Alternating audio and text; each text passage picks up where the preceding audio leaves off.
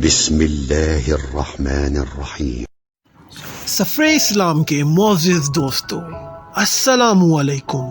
میں ہوں زین اظہر اور آپ دیکھ رہے ہیں سفر اسلام چینل۔ پچھلی قسط میں حضرت ابراہیم علیہ السلام کی ہجرت اور پھر ننھے اسماعیل علیہ السلام کے مبارک قدموں کے نیچے سے زمزم کے چشمے کے پھوٹ پڑنے کا ذکر کیا گیا۔ یہ چشمہ دراصل مکہ کی بے آب و گیا وادی میں زندگی کی نوید تھا۔ پہلے قبیلہ جرہم جو پانی کی تلاش میں عرب کے صحراؤں میں پھر رہا تھا، زمزم کے چشمے کے پاس قیام پذیر ہوا، اور پھر کچھ عرصے بعد ایک اور قبیلہ بنو قطورہ بھی حضرت ہاجرہ کی اجازت سے وہاں آباد ہو گیا، اور یوں مکہ، جس کا قدیم اور اصل نام بقا تھا، ایک باقاعدہ آبادی کا روپ اختیار کر گیا۔ اگلے 15-20 سالوں میں چند اہم واقعات ظہور پذیر ہوئے۔ ان میں سے ایک تو حضرت ابراہیم علیہ السلام کا وہ خواب ہے جس میں انہیں حضرت اسماعیل علیہ السلام کی قربانی کا حکم ہوا۔ یقیناً یہ حضرت ابراہیم علیہ السلام اور حضرت اسماعیل علیہ السلام کی ایک عظیم آزمائش تھی۔ حضرت ابراہیم علیہ السلام اللہ کا حکم پا کر مکہ تشریف لائے اور اپنے بیٹے حضرت اسماعیل علیہ السلام سے اپنے خواب کا ذکر کیا۔ سعادت مند اور فرما بردار بیٹے نے، جو اس وقت لڑک پن کی عمر میں تھے، یہ کہہ کر اپنی رضامندی کا اظہار کیا کہ اگر یہ اللہ کا حکم ہے تو مجھے قبول ہے، آپ اللہ کے حکم کو پورا کریں۔ اور پھر عین اس وقت جب کہ حضرت ابراہیم علیہ السلام حضرت اسماعیل علیہ السلام کی گردن پر چھری چلانے والے تھے، اللہ نے ان کو آزمائش میں کامیاب پا کر حضرت جبرائیل علیہ السلام کو ایک مینڈے سمیت زمین پر بھیجا، اور پھر حضرت اسماعیل علیہ السلام کی جگہ اس مینڈے کی قربانی کی گئی۔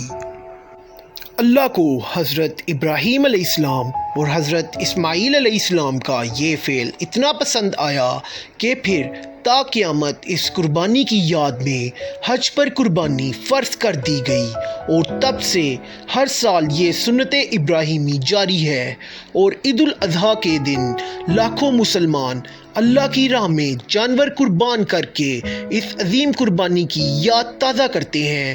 حضرت اسماعیل علیہ السلام مکہ میں ہی فوت ہوئے، اور ایک روایت کے مطابق وہ اور ان کی والدہ حضرت ہاجرہ بیت اللہ کے ساتھ حجرہ حتیم میں مدفون ہیں۔ دوسرا اہم واقعہ خانہ کعبہ کی اصلاً نو تعمیر تھی۔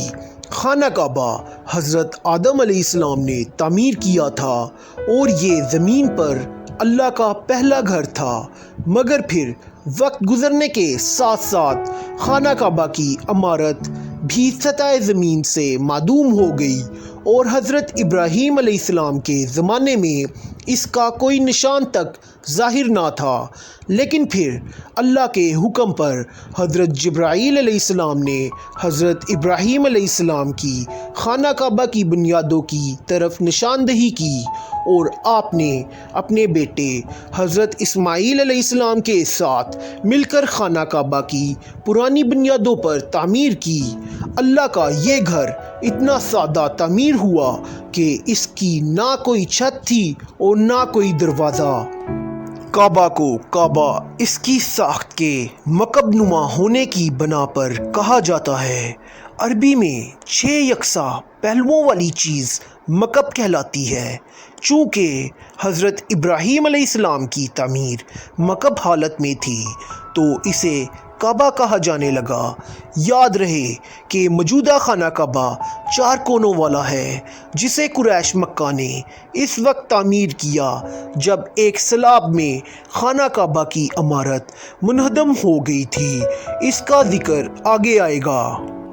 تیسرا اہم واقعہ قبیلہ جرہم اور قبیلہ بنو قطورہ کا حضرت ابراہیم علیہ السلام کی تبلیغ پر دین حنیفی یعنی دین ابراہیمی قبول کر لینا تھا۔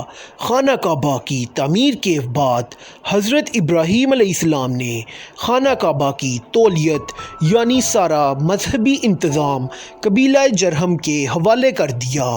بعد ازاں اسی قبیلے کے سردار کی بیٹی سے حضرت اسماعیل علیہ السلام کی شادی ہوئی۔ جب کچھ پشتوں بعد نسل اسماعیل علیہ السلام پھلی پھولی تو پھر خانہ کعبہ کا سارا انتظام آل اسماعیل نے سنبھال لیا۔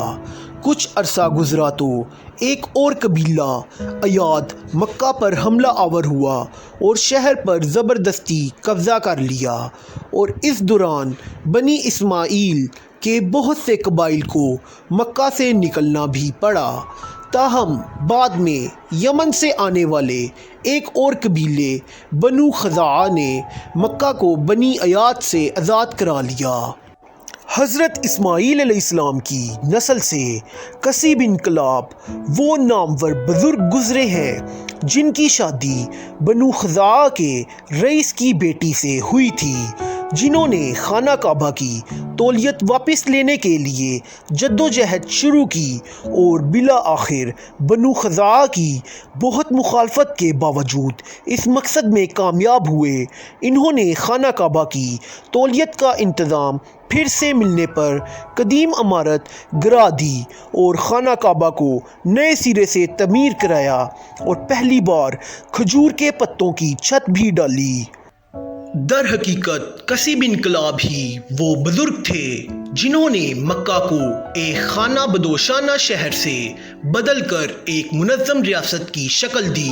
انہیں بجا طور پر مکہ کا پہلا بادشاہ بھی کہا جا سکتا ہے، جن کا ہر لفظ قانون کی حیثیت رکھتا تھا۔